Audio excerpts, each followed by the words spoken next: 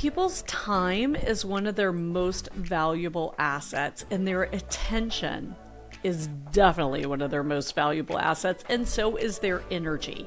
And when you have an audience in front of you, be it listening to a podcast, listening to you speak, a one-on-one client, a potential client, this person is gifting you with their time, their energy, and their attention. Three of their most valuable assets. Introducing The Vixen Voice, a podcast for ambitious women entrepreneurs ready to move into their feminine essence, live their truth, and unlock their full potential. I'm your host, April Roberts, and each week I'll be interviewing inspiring women who decided to take a leap of faith to pursue their dream. Women who believe that they were born for something bigger.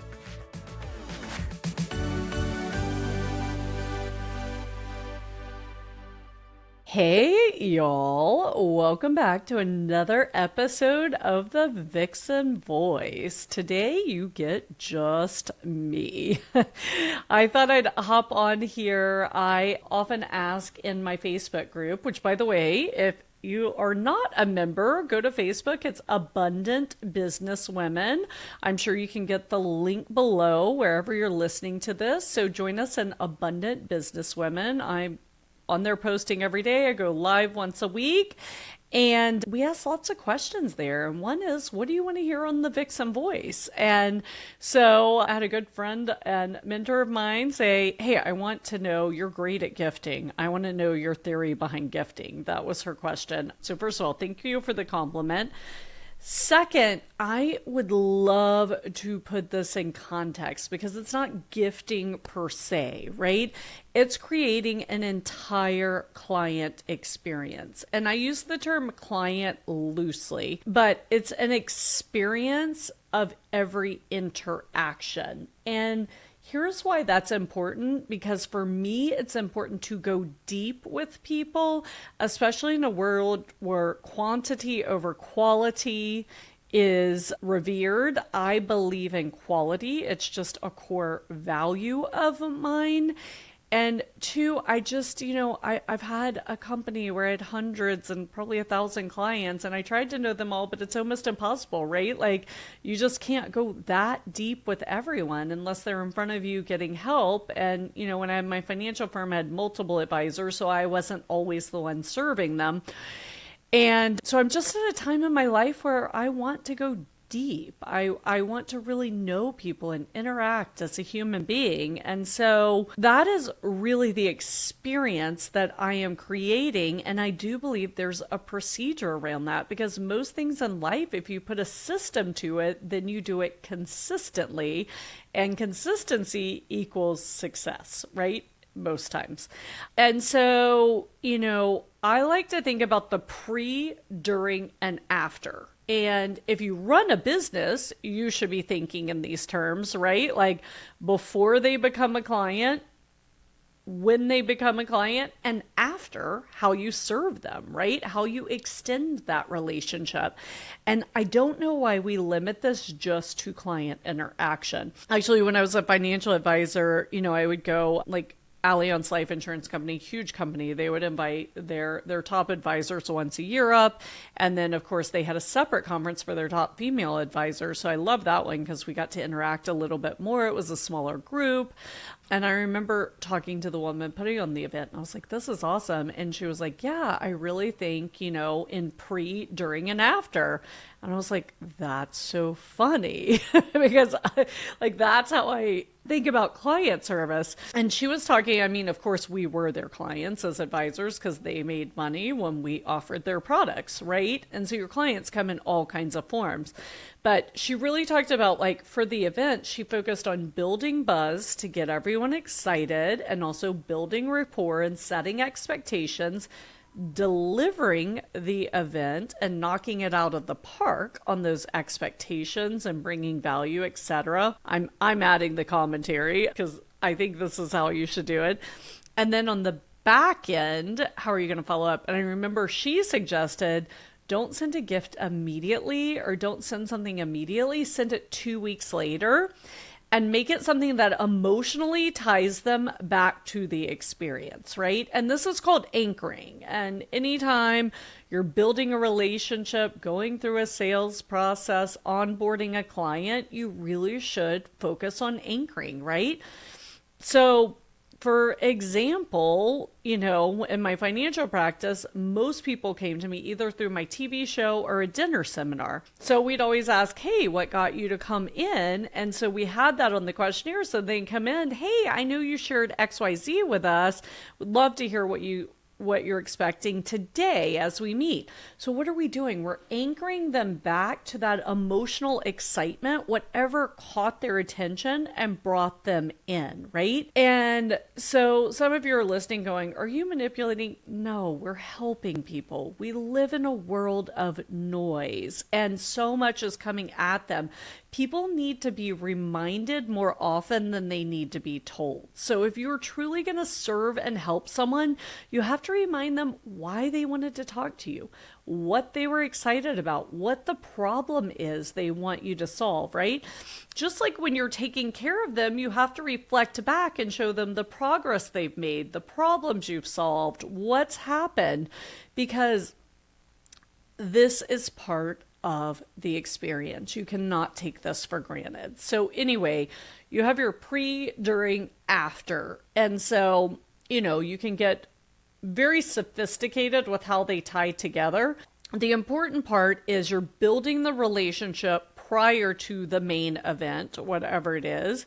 You deliver at the main event. And, my focus is always like, how much value can I bring? And value is mistaken in today's world. Like everyone thinks it's giving something away for free. That's become value in the digital world. But value is showing up and making an impact, period. People's time is one of their most valuable assets, and their attention is definitely one of their most valuable assets, and so is their energy. And when you have an audience in front of you, be it listening to a podcast, listening to you speak, a one-on-one client, a potential client, this person is gifting you with their time, their energy, and their attention. 3 of their most valuable assets. And as a good human being, what are you going to do? Hopefully you want to honor that gift by showing up and delivering. And I've been asked many times, like, oh, you did live TV, you've spoken on stages, you had this. How do you do that? Like, how do you get over it and not worry about what you say? Because it's not about me. I want you to understand when someone has gifted you their time, their attention, and their energy, it is 100% about them and the value you are delivering to them. And at different parts of the process, at different stages, different value is appropriate. And that's what you want to focus on. How am I bringing value? So if we go back to an experience, how do I show up bringing value to begin with? Remember, they haven't accepted your date yet, right? This is beforehand.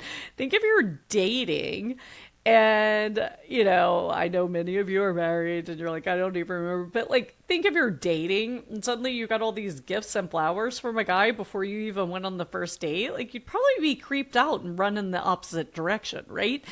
So think about what's the appropriate value to give up front, and also setting expectations and setting the stage. And then you have the main event where you deliver the max value. And then you have the post event where you're reminding them of the value and helping them to implement the value so that the value extends for a longer period of time.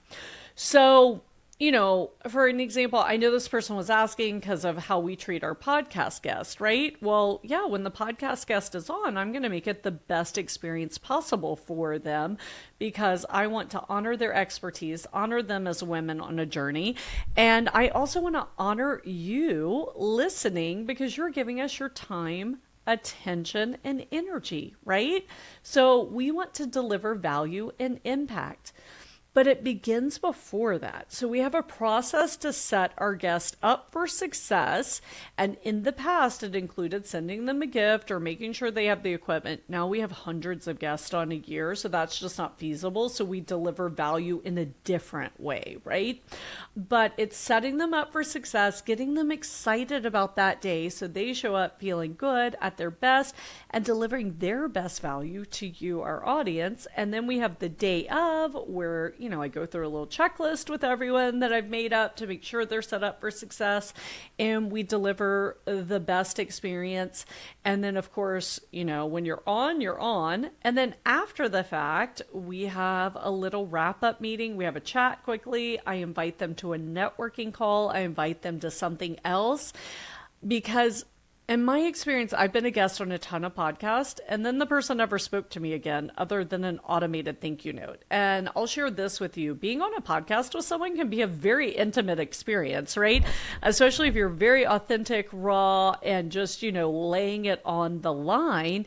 And then you never hear from this person again. It's like so weird. It's like you go out on a date and then you get ghosted. So I just don't want anyone to have that experience. So that's where I'm coming from. And so, yes, sometimes sending a gift is part of that, because here's why: you show up differently, right? We live in a world where everyone texts, everyone DMs, everyone sends emails, everything's electronic. Anytime you can send them something physical they can hold in their hand, that's a whole different experience. Like new clients, we send them physical gifts, right? You can send a physical thank you note. It does not have to be expensive, but just how can you show up differently in the noise with a good purpose, right? You're showing this person that you appreciate their time, their energy, and their focus and their attention that they're giving you. It's really an exchange of energy, honoring each other each way.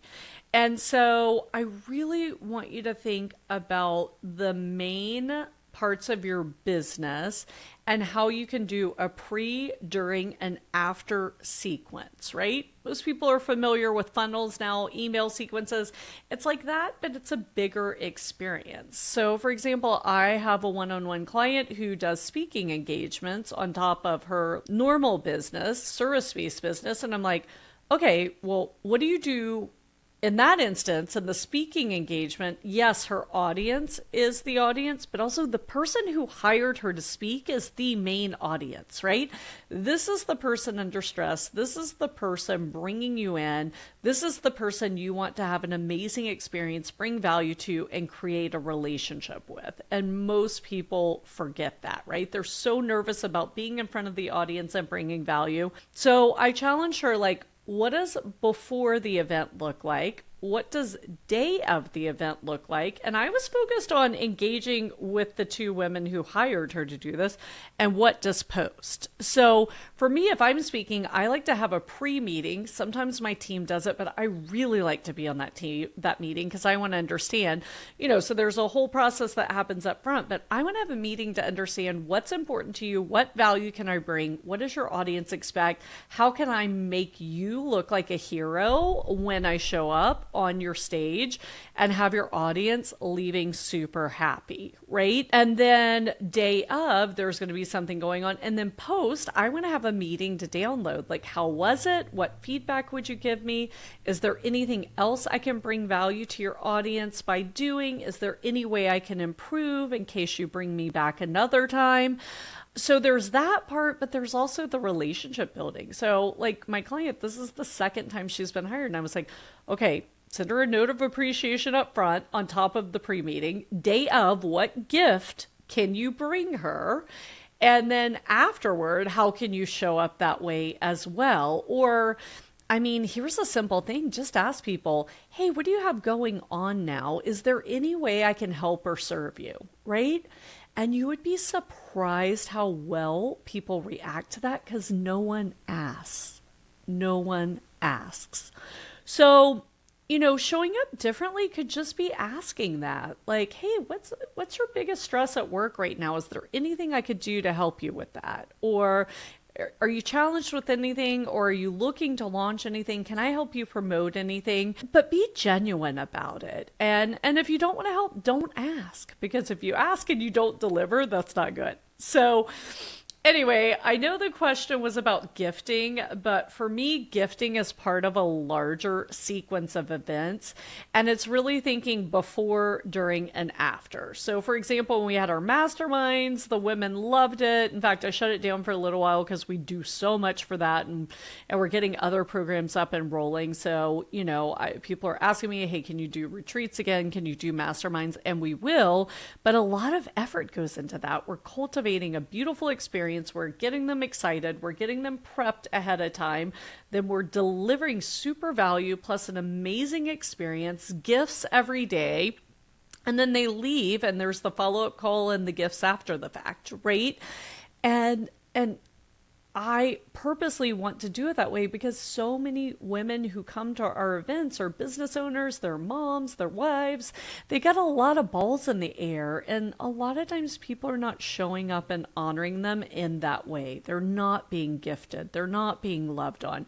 So on top of setting our goals, setting our dreams, and working through business issues at the retreats, I also want them to feel loved. I mean, if you're a longtime listener, you know that my core values are alignment, affection, and adventure. So if you come to an event of mine, we're going to be aligned with the purpose of the event. Make sure you get value. You are going to feel loved because I want you to feel affection. And the third thing is we're going to have a little bit of fun. Like when we were in Sedona, we took a Jeep tour, right? I'm not going to do crazy adventure. When we were in Belize, we went tubing through a cave. So, I understand that not everyone has the zest for adventure that I do. So I make sure it's a fun, safe adventure.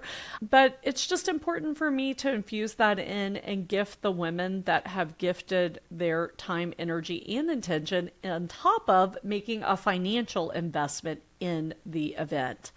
And you really should know what kind of financial return when someone is investing with you that they should expect. So I tell all my clients, first 12 weeks, my goal is to 10x your investment with me. So if it's a one-on-one client, writing a larger check, we're looking to 10x that investment. If they're a group, to at least 10x that investment. So I don't know. I just think it's like getting people excited, setting expectations, setting the stage, delivering and over-delivering, and then after the fact, reminding them what they loved about it because it really helps them anchor in and integrate the learning. So I know the question was about gifting, but I just thought I would kind of share the larger system with you and why gifting is important.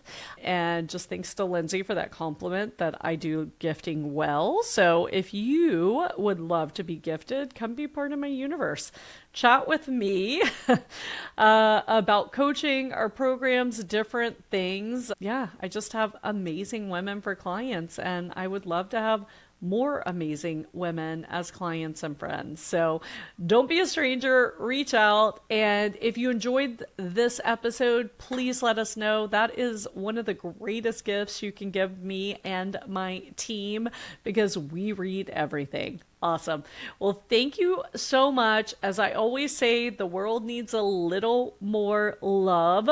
So I'm going to challenge you. How can you put more love and affection into your sequence of events? Be it onboarding a client, be it your sales process, showing up as a speaker at an event, showing up as a podcast guest, showing up in someone's DMs on social.